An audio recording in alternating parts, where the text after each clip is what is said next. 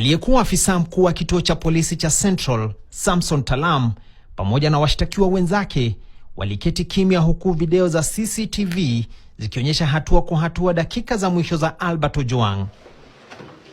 Katika kesi ambayo imegeuka kuwa moja ya mauaji yaliyotikisa taifa, Talam sasa anakabiliwa na kibarua cha kusafisha jina lake kuhusiana na kifo cha Ojwang mikononi mwa polisi. Kwa miezi kadhaa polisi walisisitiza kuwa Ojwang alijitoa uhai akiwa ndani ya seli. Hata hivyo, ushahidi unaojitokeza unaonekana kukinzana na dhana hii vikali. Leo hii ilikuwa zamu ya mtaalamu wa uchunguzi wa kisayansi wa IPOA. Akitumia CCTV, Mutua alijenga upya mtiririko wa matukio usiku waliopelekwa hospitali ya Mbagathi. Majira ya saa 7:35 usiku, gari la polisi linaingia ndani ya eneo la hospitali. Maafisa watatu wanashuka, wanazungumza kwa muda mfupi, kisha wanatembea taratibu kuelekea idara ya dharura.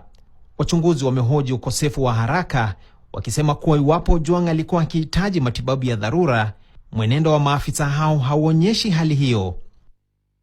Kisha maafisa hao wanaonekana wakizungumza na afisa mmoja wa hospitali. Saa 7:46 usiku, CCTV inaonyesha wakichukua machela na kurudi nayo eneo la maegesho. Ifikapo saa 7:58 usiku, kwa msaada wa mtu wa 4, Ojwang anawekwa kwenye machela na kusukumwa hadi ndani ya hospitali. Baada ya taratibu fupi za kitabibu, CCTV inaonyesha maafisa hao wakimtoa Ojwang dakika 11 tu baadaye. Ni baada ya takriban dakika 37 tangu afike Mbagathi, Ojwang anasafirishwa tena, wakati huu akipelekwa moja kwa moja katika chumba cha kuhifadhi maiti cha City. Video za CCTV zilimrekodi Ojwang akiwasili saa 3 usiku akiwa hai, akitembea mwenyewe na akiwa na ufahamu kamili. Alikuwa amevaa suruali ya rangi ya kaki, jezi ya bluu na sweta nyekundu. Hata anaonekana akipiga simu kwa familia yake.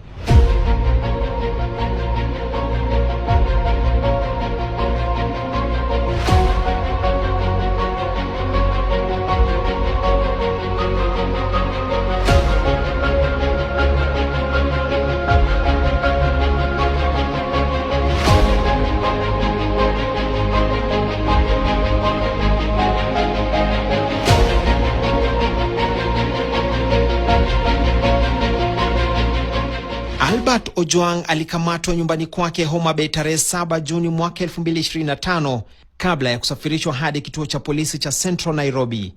Hii ni kutokana na tuhuma zilizohusishwa na jumbe alizoandika mitandaoni zilizomlenga naibu inspekta jenerali wa polisi Eliud Lagat.